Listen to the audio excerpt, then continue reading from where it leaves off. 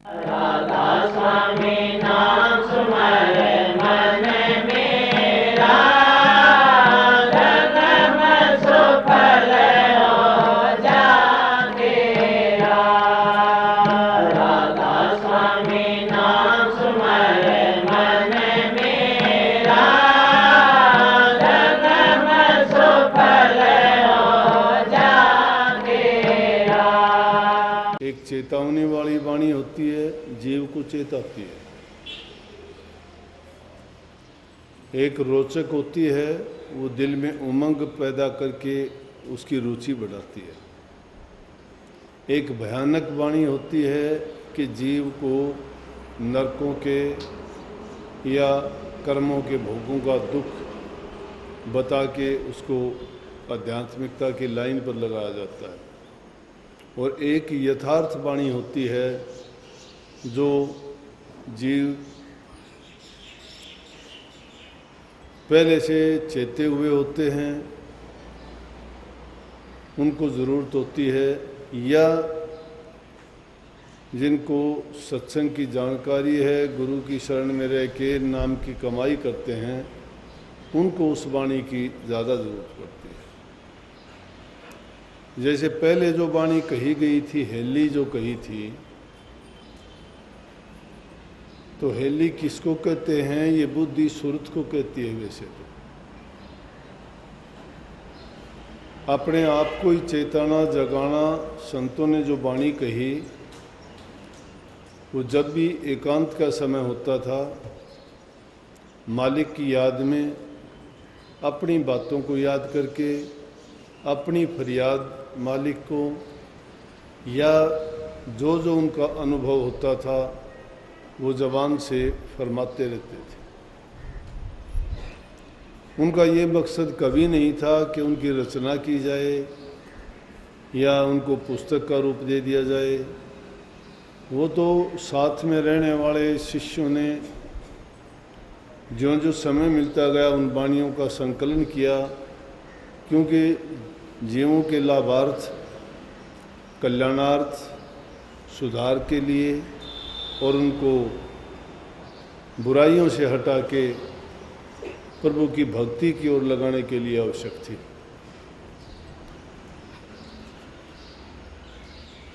और उसके फौरन ही बाद जो दूसरे शब्द गाने का टाइम था, उससे पहले कितनी अच्छी बात कही कि मात पिता मिल जाएंगे 184 माह, गुरु सेवा और बंदगी फिर मिलने की नहीं। उस शब्द के बारे में तो मैं ये नहीं कहना चाहता, क्योंकि उसमें जो यथार्थ बातें बताई गई हैं वो मंजिल दर मंजिल आध्यात्मिकता की पैड़ी, उनके बारे में बयान किया गया है कि किस मंजिल पर क्या धुनी है, वहाँ जाके ये हेली क्या सुनेगी, क्या देखेगी, कैसे इसके विचार होंगे, क्या इसके ख्यालात होंगे और इसको क्या आनंद मिलेगा।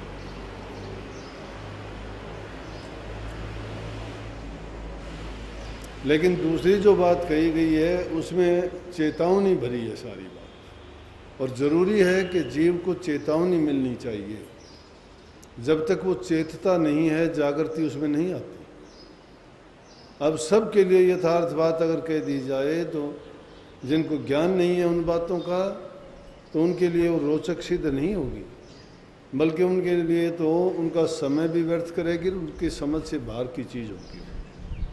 लेकिन चेताने वाली चीज़ वो सब के लिए लाभ की होती है, चाहे वो कोई नया है, चाहे जिसने गुरु से दीक्षा ले रखी है वो है, चाहे वो नाम का या सुरत शब्द का या संत मत का या कोई भी योग क्रिया, अभ्यास क्रिया या भक्ति का कोई भी रूप है, जो भी अपना के उस रास्ते पर चलता है उसके लिए। और बात यथार्थ भी है वो कि इस जीव को माँ बाप हर जन्म में मिलेंगे, क्योंकि 84 लाख योनि में कुल 4 खान बनाई हैं और 4 खान में वो 84 लाख योनि की जीव बांट दी। तो जिस भी योनि में जीव जाता है, किस किस में है कि अंडे से पैदा होते हैं, झिल्ली से पैदा होते हैं, पानी से पैदा होते हैं, मिट्टी पसीने से पैदा होते हैं। ये 4 खान में कुल मिला के 84 लाख योनि हैं। तो उनमें जिसको भी देखोगे, कीट पतंगे देखो, पक्षी देखो उड़ने वाले, जानवर देखो धरती पर विचरण करने वाले, समुद्र में रहने वाले जीव देखो, जिनका भी जितनों का भी जन्म होता है माँ बाप के द्वारा होता है। मोटे रूप से जिसको हम देखते हैं, यूँ तो प्रकृति में मालिक ने क्या क्या रचना की है, किस किस प्रकार से उस रचनाकार ने उन जीवों के अलग अलग तरीके अपनाए हैं, शायद उनमें थोड़ा बहुत अंतर हो सकता है, लेकिन मुख्य रूप से जीव का जन्म माँ बाप के मिलन से ही होता है। तो इसलिए इस जीव को जो भी योनि मिलेगी, जो भी जन्म लेगा, हर योनि में माँ बाप मिलेंगे। लेकिन आगे जो बात कही, कहता है कि 84 लाख की योनि में हम किसी भी योनि में जाएं, जानवर की योनि में जाएं, कीट पतंगे की योनि में जाएं, पशु पक्षियों की योनि में जाएं, इंसान के चोले में आए, सब में माँ बाप मिलेगा। लेकिन एक तो गुरु भक्ति, परमात्मा से मिलने का रास्ता सिर्फ इंसान के चोले में मिलेगा, और दूसरा बंदगी। गुरु सेवा क्या है कि गुरु की शरण में जाएंगे, गुरु हमें परमात्मा का गुण बखान करके उसका रास्ता बताएगा। गुरु हमें ये समझाएगा कि जीव का कल्याण किस जगह पे होगा। इन चीज़ों में सामाजिक चीज़ जितनी भी हैं, उन चीज़ों में फंसने से जीव का कल्याण नहीं है, और इसी भ्रम, इसी भूल में जीव संसार में विचरण करता रहता है, संसार के पदार्थों के पीछे भागता रहता है, उनमें ये सुख तलाश करने की कोशिश करता है। ये सोचता है शायद धन में सुख होगा, शायद बड़े परिवार में सुख होगा, शायद बड़े कोई अच्छा पद मिलने में उसको सुख मिलेगा, लेकिन सुख इन चीज़ों में नहीं है। अगर जानना चाहो इन चीज़ों में सुख क्यों नहीं है, सहजोबाई कहती है ना सुख विद्या के पढ़े, ना सुख वाद विवाद, साध सुखी सहजो कह लागी सुन समा।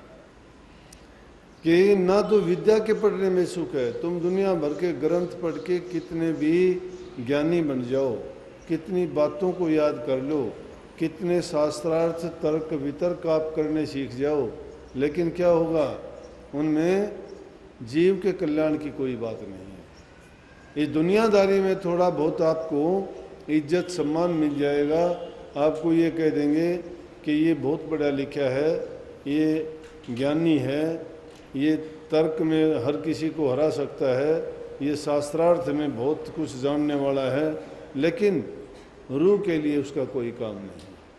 हाँ, अगर वो भक्ति भी करता है और उसको इन चीज़ों का भी ज्ञान है, तो समझो कि सोने पर सुहागा है, वो उस हर प्रकार से संपन्न है, दुनियादारी की चीज़ों से भी, लेकिन बिना भक्ति के वो अकेला नाकाम है।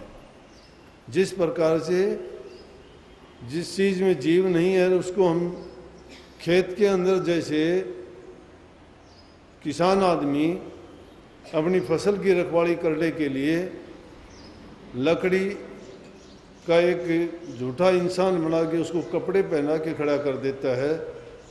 वो पशु जब खेत में आते हैं तो सोचता है कि इंसान खड़ा रखवाली करता है, लेकिन वो होता कुछ भी नहीं। इसी प्रकार से वो ज्ञान भी ऐसा ही है कि थोथा ज्ञान है जो इस जीव के काम का नहीं है। ये इंसान भी अगर गुरु से नाम की दीक्षा नहीं लेता है तो ये भी इंसान की चमड़ी पहन के पशु जैसा ही रहता है। तो सहजोबाई ने कहा कि ना सुख विद्या के पढ़े, ना सुख वाद विवाद, कि विद्या पढ़ के तुम वाद विवाद सीख जाओगे, तर्क वितर्क करना सीख जाओगे, चीज़ों को कंठस्थ भी कर लोगे, आपको लोग भी ज्ञानी कह देंगे, लेकिन क्या है उसमें सुख नहीं है। सुख कहाँ मिलेगा? क्या कहती है, साध सुखी से जो कह लागी सुन्न समाज, कि सुख तो सुन्न समाज के लगने में होगा। और शून्य समाधि क्या होती है? उस शून्य समाधि तक पहुंचने के लिए गुरु के ज्ञान की, गुरु भक्ति की जरूरत पड़ती है। गुरु ही हमें रास्ता बता सकता है, क्योंकि बिना गुरु के ज्ञान किसी को भी नहीं। दुनियादारी की भी चीज़ें अगर हमने सीखी हैं, कोई भी काम हमने करना सीखा है या कोई काम करना आप सीखना चाहते हो, तो किसी न किसी के पास रह के ही उसका ज्ञान हासिल करते हो, तब आपको काम आता है। तो इसका मतलब ये हुआ कि किसी चीज़ के बारे में कोई ज्ञान दे दे, वो गुरु होता। हमारे अनेक गुरु जन्म से लेकर मृत्यु तक होते रहते हैं, लेकिन आध्यात्मिक गुरु को हम सतगुरु कहते हैं, वो एक ही होता है। लेकिन अगर वो पूरा गुरु मिल जाता है तो इस जीव के तीनों ताप कट जाते, सारे रोग मिट जाते हैं। सबसे बुरा रोग तो इसको लगे जन्म मरण का। जन्म मरण का क्या रोग लगे है? जीव 84 में बेचारा आता है, जाता है, कर्म को भोगता है, नया कर्म पैदा कर लेता है, और वो कर्म ढोते ढोते इसको अलग अलग योनियों में, दुनिया में बार बार आना, बार बार जाना, दुख कष्ट का झेलना। अब देखो, कुछ चीज़ों को पाके हम सोचते हैं कि सुखी हैं हम, लेकिन अंत में जब देखोगे तो सुखी कोई नहीं दिखाई देगा आपको। कोई धनवान को देखोगे उसके पता नहीं कितने झमेले झगड़े अगर पता लगेगा तो आप कहोगे कि ये हमसे भी दुखी है। अगर किसी को समझो लंबा चौड़ा परिवार है तो उनके जाके देखोगे या उनके अंदर घुस के तुम जानना चाहोगे तो वास्तविकता कुछ और ही मिलेगी। किसी को देखोगे कि उसका ऊंचा पद है तो उनकी बात ना पूछो, कि जब अगर वो दिल की बात बताने वाला हो तो वो इतना परेशान और अपना दुख बताएगा कि आप कहोगे कि इससे तो गरीब आदमी भूखा रहा 2 रोटी कमाने वाला अच्छा है। क्यों? असल सुख गुरु भक्ति में क्यों है कि गुरु हमें जीने का रास्ता देता है, और उसके लिए है कि इंसान का पहले व्यक्तिगत जीवन पवित्र होना चाहिए। जब तक हमारा व्यक्तिगत जीवन अच्छा नहीं है, निजी रूप से हम खुद अच्छे नहीं हैं, सच्चे नहीं हैं, सही रास्ते पर नहीं चलते हैं, झूठ कपट बेईमानी में बरतते हैं, निंदा चुगली बुराइयों में हम फंसे रहते हैं, किसी के दूसरे का अहित करते हैं, चोरी झूठ इन चीज़ों को अपना के हम दुख पैदा कर लेते हैं। क्योंकि कोई भी एक काम करते हैं उसके पीछे अनेक दुख पैदा हो जाते हैं। तो इसलिए सुख का तो कोई बात है नहीं। अगर किन्हीं पदार्थों में सुख देखना चाहते हैं वो नहीं है, धन में सुख नहीं,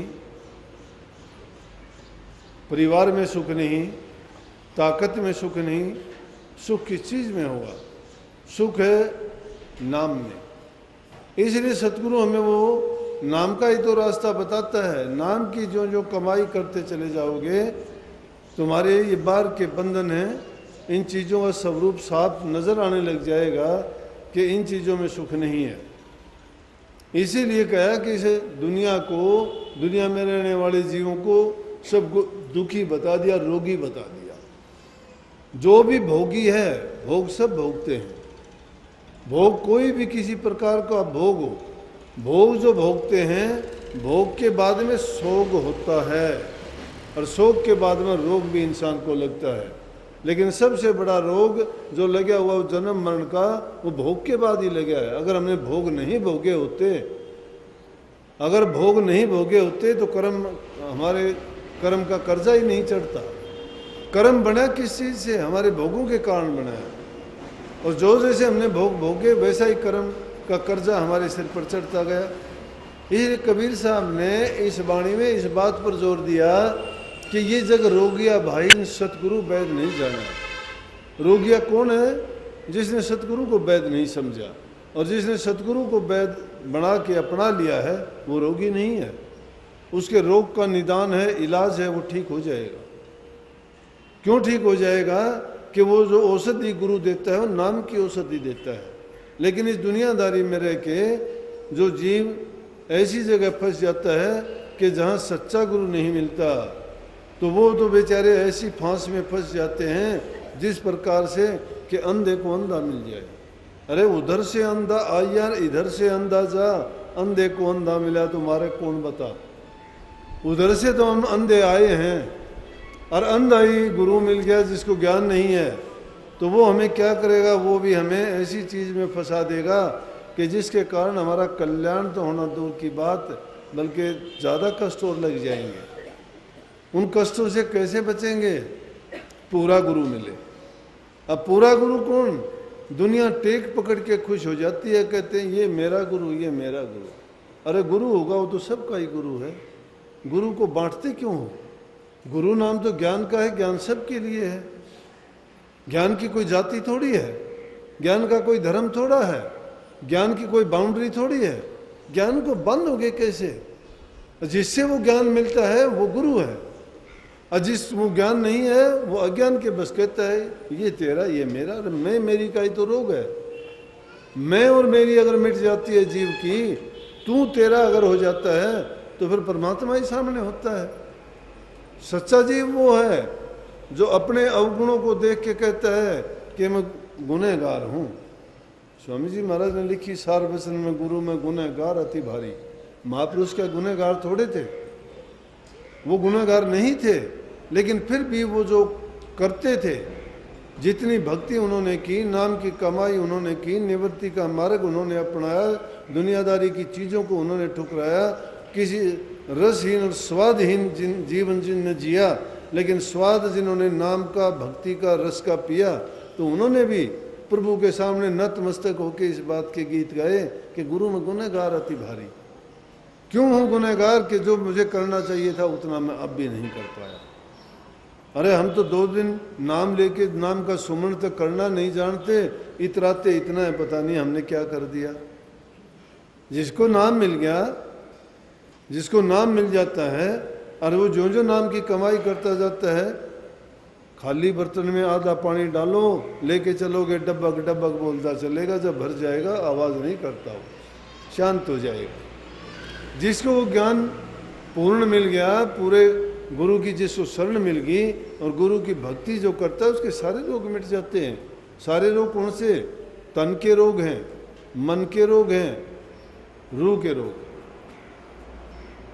तन के रोग आप कहोगे गुरु वैद्य है, हाँ, गुरु तो यहाँ का वैद्य नहीं, अगम का भी वैद्य है, आगे तक का वैद्य है। गुरु तुम्हारे भूतकाल से लेके, रोग का कारण क्या है शरीर में? हमारे कर्म क्या जो भोग है उसी का नाम रोग है। कर्म रोग भोग बन के हमें भोगना पड़ता है। पिछले जन्मों के कारण जो हमने कर्म किए थे वही अब रोग बन के हमारे सिर के ऊपर हमारे सामने खड़ा होता है। कोई बीमार है, कोई अंधा है, कोई लुल्ला है, कोई लंगड़ा है, कोई बहरा है, कोई पागल है, कोई गरीब है, किसी को कुछ नसीब नहीं, किसी का पति पत्नी को मारता है, कोई पत्नी पति को धक्के देती है, कोई भाई भाई को मारता है, कहीं सास बहू का झगड़ा है। क्या कारण है ये कर्म का भोग। दे धरे का दंड है सब काहू को हो, ज्ञानी काटे ज्ञान सिर मूर्ख काटे रो। ये दे हमने क्यों धरी है? ये कर्म का भोग भोगने के लिए दे धर के आए हैं। और फिर मूर्खों की बात देखो, फिर सोचते हैं कि हम तो ऐश करने के लिए दुनिया में आए, कितने दिन ऐश करोगे? अरे जिन इंद्रिय भोग के लिए, जिस शरीर के रस के लिए, जिन इन 500 रसों में जो डूबे रहते हो, उनमें कितना रस आएगा? कोई भोग भोग के तो देखना कि 2 मिनट के बाद उसका परिणाम क्या होता है। उससे भी बुरी हालत हो जाएगी। इससे अच्छा क्या है? लेकिन उस नाम के रस से कभी इंसान उसमें ये नहीं सोचता है कि मैं अब इससे सीख चुका हूँ, या मैंने उसको संतुष्ट हो चुका हूँ, या मैं पूर्ण रूप से भर गया हूँ। ज्ञान का कभी अंत नहीं होता। इसीलिए कई बार जब सत्संग आके मेरे से कहते हैं कि एक अभी 2-4 दिन की पहले की बात है कि हिसार से बहन जी आई, आके कहने लगी, बोली जी मैं वो धुन तो मैंने सुन ली, अब आगे बताओ मैं क्या करूँगी। मैंने तो आज तक वो धुन नहीं सुनी, आपने बड़ी जल्दी सुन ली। 1.5 दिन नाम लिए नहीं होया, धुन कहाँ से सुन ली? धुन इतनी सस्ती नहीं है, वो प्रकाश इतना सस्ता नहीं है। अरे उस नूर के लिए राजा लोग अपना राजकाज छोड़ दिया, महलों के सुख आराम छोड़ दिए, अपने सेना नौकर चाकर छोड़ दिए, नंगे पैरों जंगलों की राह ली, उन्होंने खाने पीने तक की परवाह नहीं की, रात दिन एक कर दिया, और तब भी उनको बेचारों को नहीं मिला, तो आपको 1 मिनट में कैसे मिल गया? उन संतों की तो फिर तो जगह ही नहीं थी कि जिन्होंने किसी ने बेचारे ने कितने कष्ट उठाए, और हमारा राम तो बहुत सस्ता हो गया, फिर तो बहुत जल्दी मिलता है। ये चीज़ें हैं। मान लेता हूँ कि कुछ एक लोग उसका अनुभव थोड़ा बहुत कैसे करते हैं, वो ये करते हैं काल्पनिक, जो हमें ख्याल दिया होता है, या किसी पुस्तक से पढ़ते हैं, या किसी से जबान से सुन लेते हैं, तो हम ख्याली भक्ति में मर जाते हैं।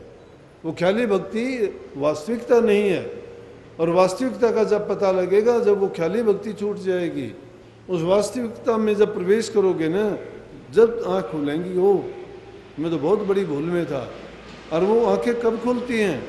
जब इंसान अभ्यास करते करते इस दुनियादारी से बिल्कुल ऊपर उठ जाता है। दुनिया में दिखाई देता है, दुनिया का रहता नहीं।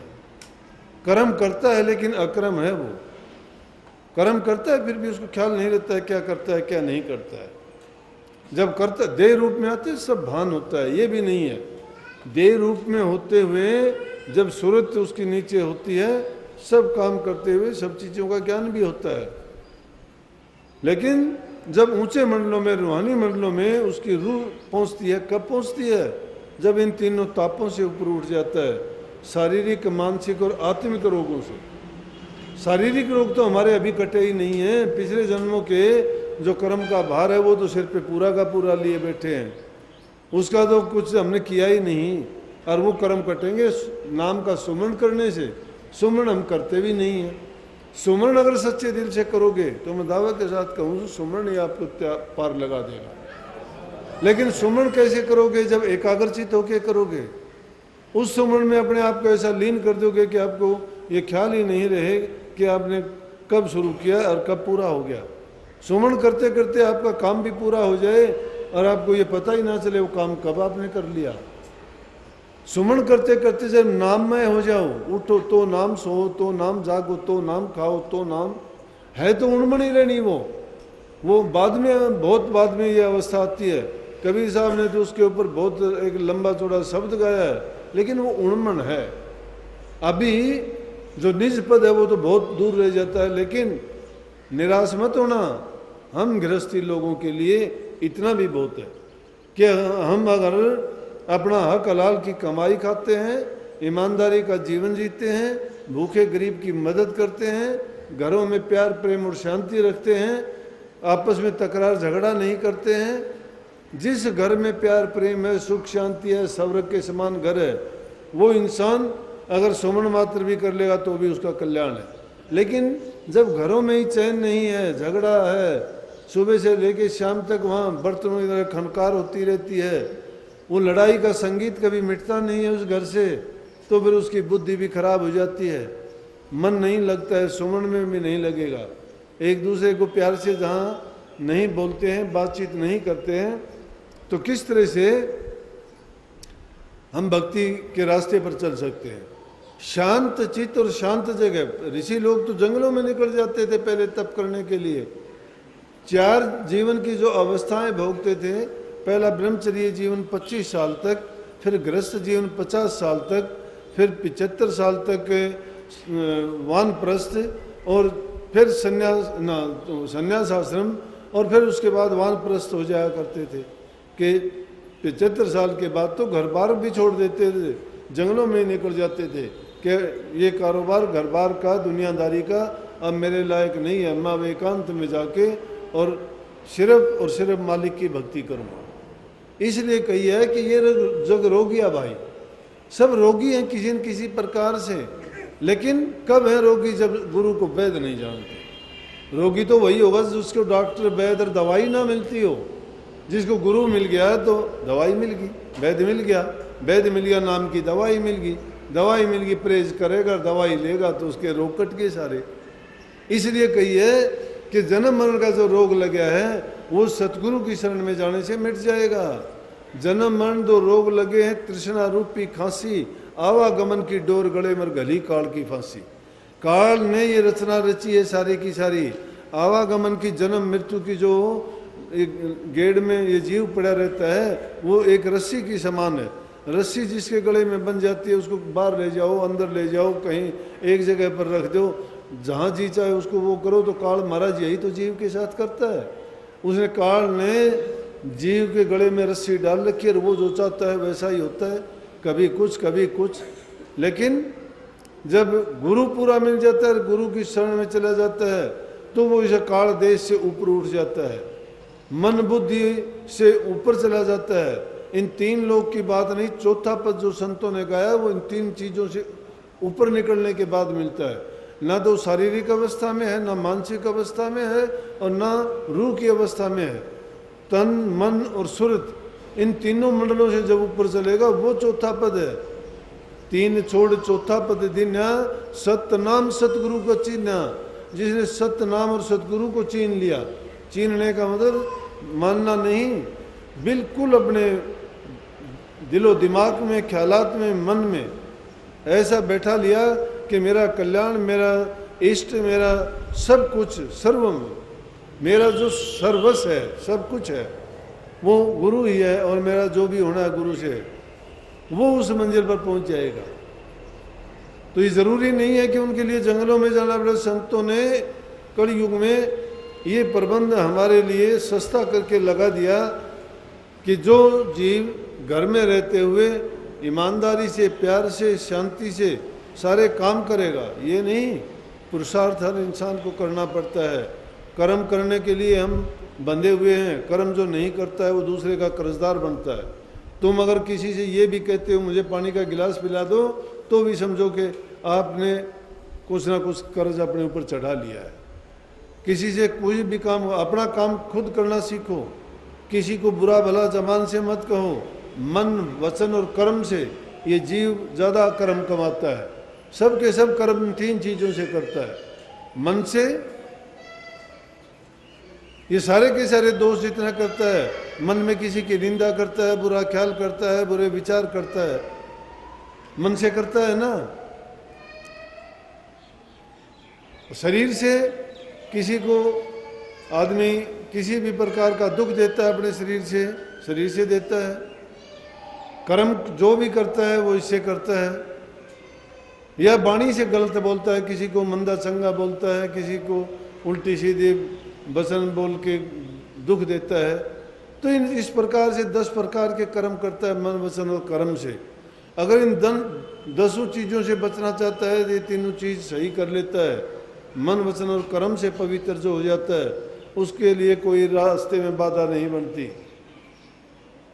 फिर कहता है आवागमन हो मैं मेरी से त्रिगुण ताप जबरासी। वो त्रिगुण ताप की मैंने बात कह दी पहले ही कि आवागमन हो मैं मेरी से। अगर हमने किसी चीज़ को मैं बना लिया, कोई काम करने के बाद में कहा कि मैंने कर दिया, ये चीज़ मेरी है, मैं और मेरी से अगर बंध गए तो रूह का बंधन उससे बन जाता है। फिर संसार में उसके लिए आओगे, क्यों आओ, जैसा भी चीज़ होगी उसके लिए आना पड़ेगा। अगर तुमने घर परिवार से संबंध जोड़ रखा है, बच्चों में जिसका मोह है, घर में मोह है, आओ किसी योनि में। अगर घर में मोह है तो चाहे कबूतर बन के आना पड़ो, चाहे चकसुंदर बन के आओ, घर में आओ, रहोगे, आओगे जरूर। लेकिन जीव के बने गंदी योनि में चले गए, कुत्ता बन के आ जाओगे, बिल्ली बन के आ जाओगे, तोता बन के आ जाओगे। तोता अच्छा लगेगा, घर वालों को लेके पिंजरे में बंद कर देंगे, रखेंगे, और कोई चीज़ बन के आ जाएगा। लेकिन उसकी वासना घर में थी, वो आ गया, उसी में आ गया। इसलिए मैं और मेरी के कारण बंधन पड़ता है। मेरी क्या है, ये मेरा घर है, उस घर में उस मेरी के बंधन के कारण आया। तो संत क्या कहते हैं कि मैं मेरी की बीमारी को निकाल दो। सच्चाई के रास्ते पर जो चलता है ना, सत्य की हमेशा जीत होती है। इसलिए सतगुरु नाम दिया गया है, इसलिए सत्य नाम बताया गया है, इसलिए सत्य देश कहा गया है, इसलिए सत्यलोक के आगे की जो मंजिलें हैं उन्हीं पर से आगे जीव का कल्याण माना गया है। सत्य तो इस दुनिया में भी अगर सत्य बोलोगे तो भी आपको फायदा हो। जैसे नामदेव छिपी एक बार छिपी जाति से थे, रुई धुनने का काम करते थे। एक चोर चोरी करके भाग रहा था, पीछे से जागरण हो गया, लोग उसके पीछे आए, वो पीछे पीछे भाग रहे थे, आगे आगे हो। जब उसके पास आया, कहने लगा जी मुझे छिपा लो कहीं, न लगे मेरे पीछे लोग लगे हुए हैं। नामदेव जी ने कहा और रुई पीन रखी थी, उसका ढेर था, बोला कि इसके नीचे बढ़ जाओ। बोला है कौन तू? बोला चोर हूँ। सच्चाई बोल दी उसने। वो रुई के ढेर के नीचे छिप गया। इतनी देर में वो आदमी आ गए, उनको आगे कहीं दिखाई नहीं दिया। बोला क्यों भाई नामदेव? बोला हाँ जी, क्या आपने यहाँ से किसी को जाते हुए देखा? कहाँ गया? वो दिखाई नहीं देता। बोला रुई के नीचे रहा।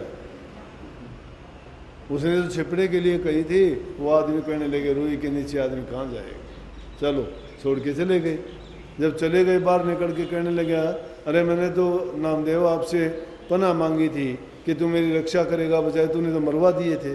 मिला मरा तो नहीं, तूने मुझे सच बता दिया चोर है, मैंने उनको सच बता दिया। सत्य की बोला हमेशा विजय होती है, झूठ की नहीं होती।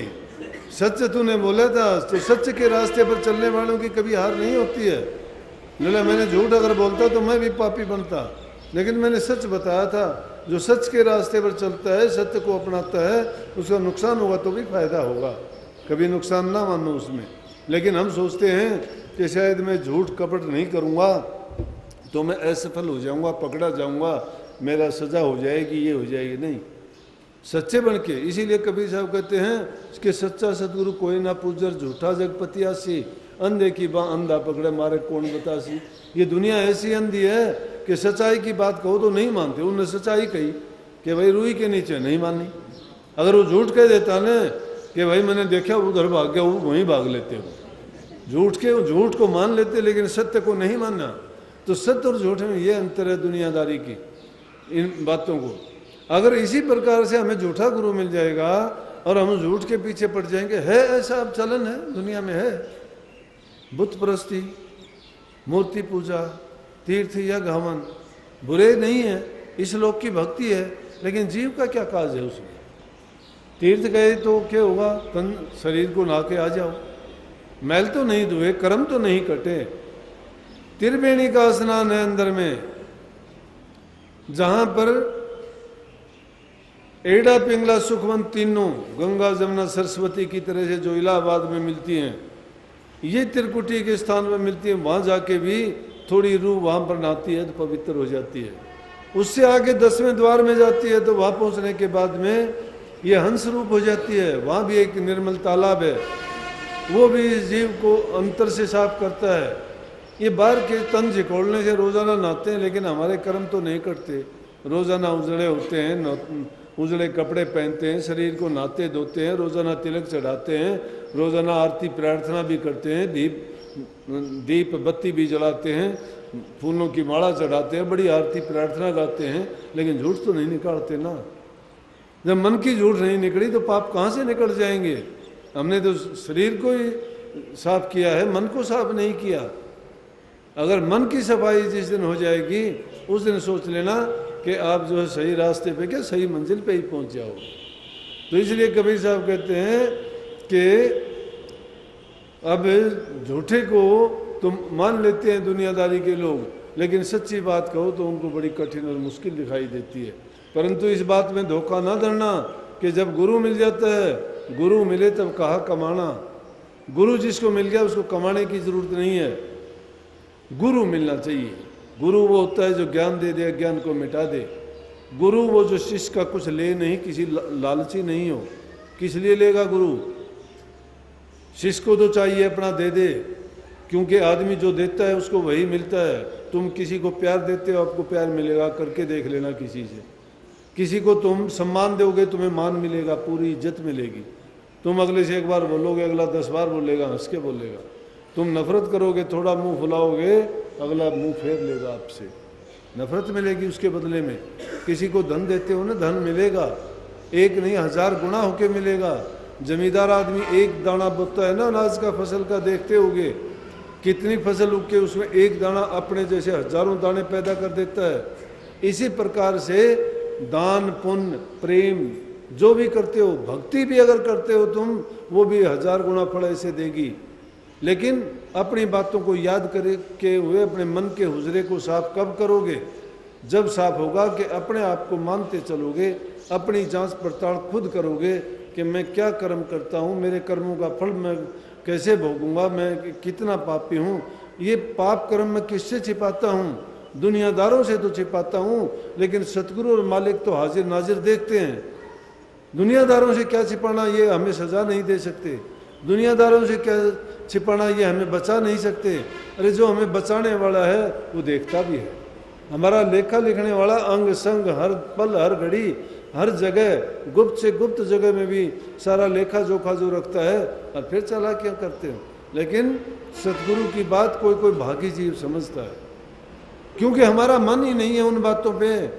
धोखेबाज आदमी गुरु की बात को धोखे वाली बात मानेगा, सच्चा आदमी उस बात को सच्ची मानेगा, और जो भगत और श्रद्धालु है उसमें पूरे यकीन के साथ उसे तसल्ली से मानेगा। जो जैसा इंसान होगा, जैसे एक महात्मा बैठा हुआ था, साथ में 2-4 आदमी बैठे थे। इतनी दुनिया है, दुनियादारी में सब तरह के लोग होते हैं। जिसकी जैसी भावना होती है वो वैसे विचार रखता है, और वैसे उसकी जबान पे भी आ जाते हैं।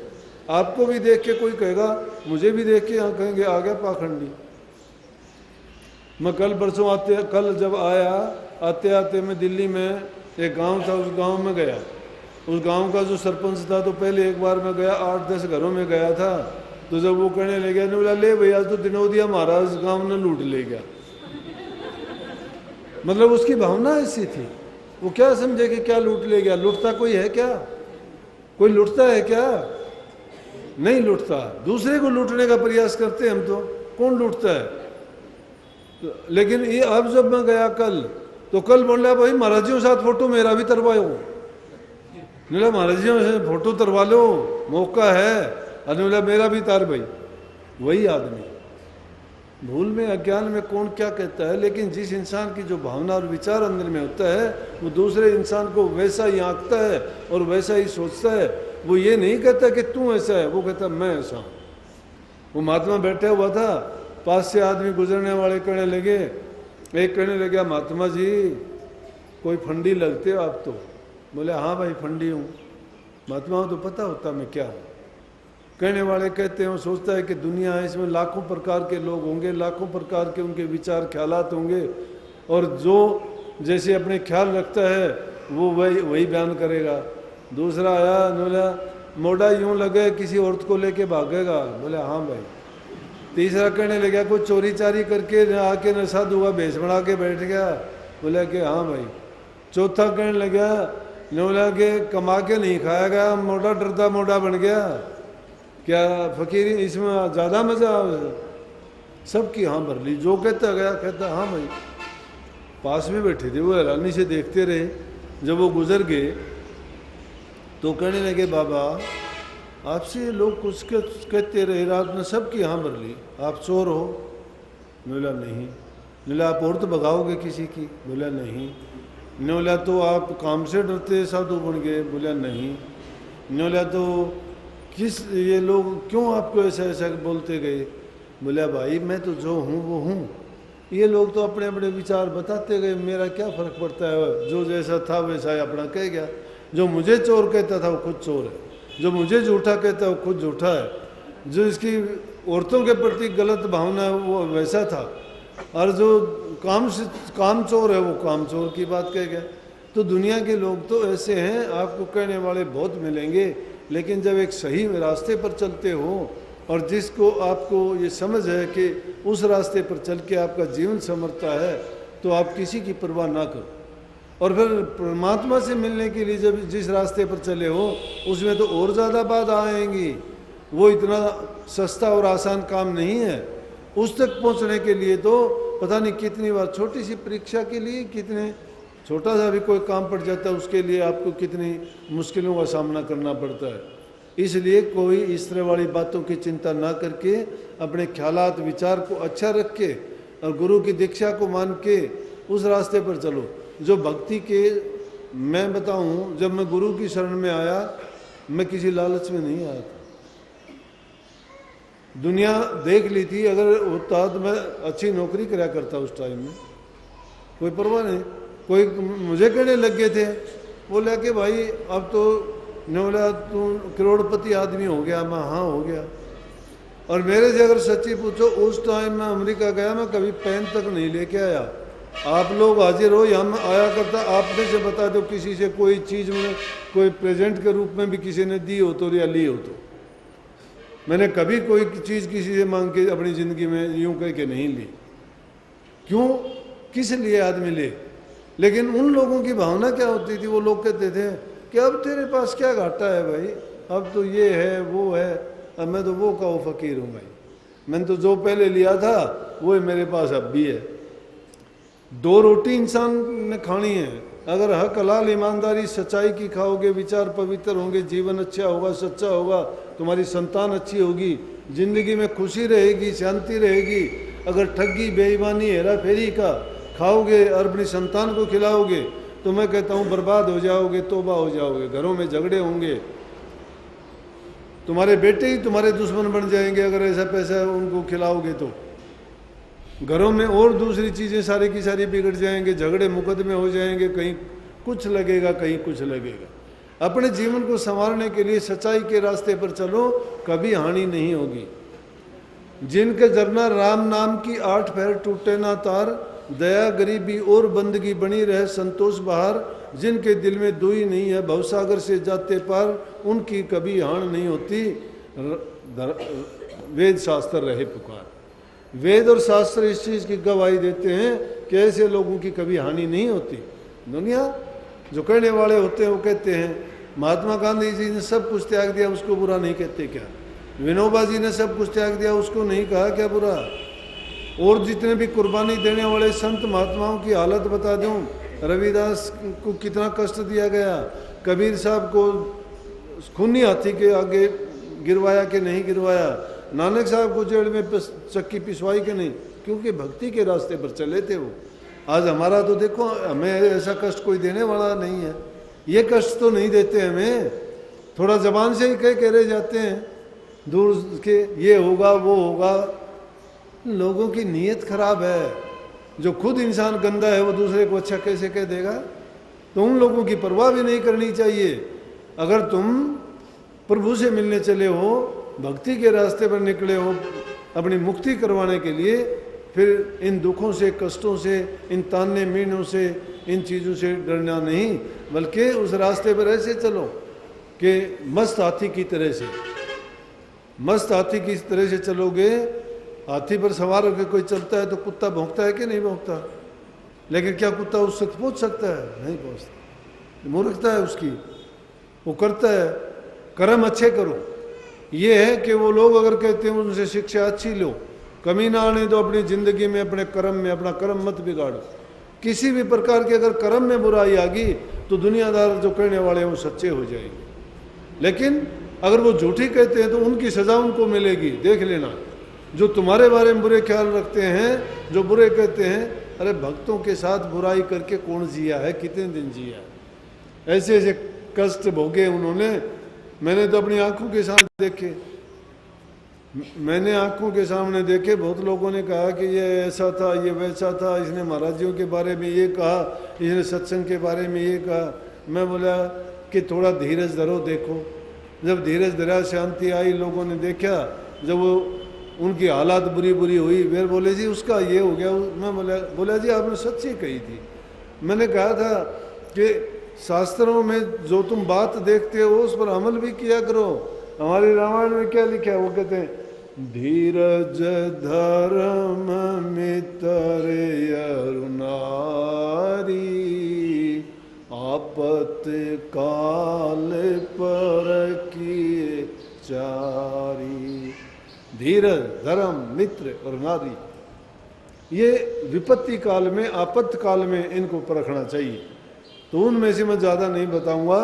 धीरज ऐसी चीज़ है, धैर्य रख के देखोगे परिणाम तुम्हारे पक्ष में अच्छे गुजरेंगे, क्योंकि हम अच्छाई के रास्ते पर चले हैं, बुरा हो ही नहीं सकता। और वहाँ उस रास्ते पर चल के भी बुरा होगा तो अच्छा कभी हो ही नहीं सकता, हो जाने दो बुरा भी। महाराज जी कह रहे थे हलवा खाते जीव घसे तो घसन दे, और राम बसदी लोग हंसे तो हंसन दे।